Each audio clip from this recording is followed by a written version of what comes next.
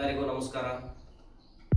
ಇದೇ ತಿಂಗಳು 23 ಫೆಬ್ರವರಿ ತಿಂಗಳಲ್ಲಿ ವಿಜಯನಗರ ಜಿಲ್ಲಾ ಸಮಿತಿಯನ್ನು ಹೊಸದಾಗಿ ರಚನೆ ಮಾಡಬೇಕಂತೇಳಿ ನಾವೇನು ಕರೆ ಕೊಟ್ಟಿದ್ವಿ.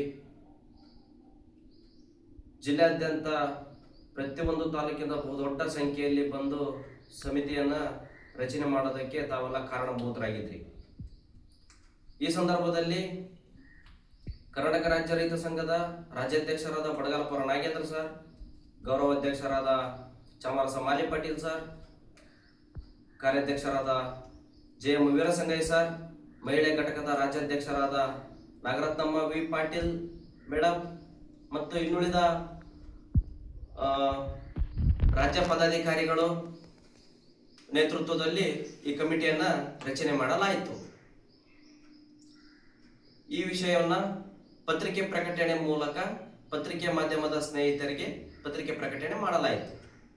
ಜೊತೆಗೆ ಜಿಲ್ಲೆಯಲ್ಲಿ ಇರ್ತಕ್ಕಂಥ ಸಮಸ್ಯೆಗಳು ಒಂದ ಎರಡ, ಅದು ಬಡ ರೈತರಿಗೆ ಹಕ್ಕುಪತ್ರ ಕೊಡೋದಾಗಿರ್ಬೋದು, ಮತ್ತು ತಾಲೂಕಿನಲ್ಲಿರ್ತಕ್ಕಂಥ ಹಳ್ಳಿಗಳಲ್ಲಿ ಮೂಲಭೂತ ಸೌಕರ್ಯ ಮತ್ತು ಸ್ಮಶಾನ ಸಮಸ್ಯೆ ಆಗಿರ್ಬೋದು, ಜೊತೆಗೆ ನಮ್ಮ ಜಿಲ್ಲೆಗಳಲ್ಲಿ ಸಕ್ಕರೆ ಕಾರ್ಖಾನೆ ಸಮಸ್ಯೆ ಆಗಿರ್ಬೋದು, ಮತ್ತು ತುಂಗಭದ್ರಾ ಜಲಾಶಯಕ್ಕೆ ಮುಳುಗಡೆ ಹೊಂದಿದ ಪ್ರದೇಶವಾಗಿರುವ ಹಳ್ಳಿಗಳಲ್ಲಿ ಎತ್ತ ನೀರಾವರಿ ಆಗಿರ್ಬೋದು, ಮತ್ತು ಭೂಮಿ ಕಳ್ಕೊಂಡಿರ್ತಕ್ಕಂಥ ರೈತರಿಗೆ ಹಕ್ಕುಪತ್ರ ಕೊಡೋದ್ರು ಆಗಿರ್ಬೋದು, ಇವೆಲ್ಲ ಸಮಸ್ಯೆಗಳನ್ನು ನಾವೆಲ್ಲ ಎದುರಿಸಬೇಕಾಗಿತ್ತು ಇವತ್ತಿನ ದಿನ.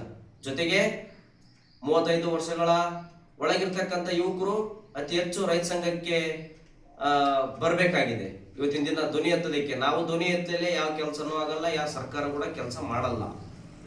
ಹಾಗಾಗಿ ಅತಿ ಹೆಚ್ಚು ರೈತರು ಮಕ್ಕಳು ಮುಂದೆ ಬರಬೇಕು.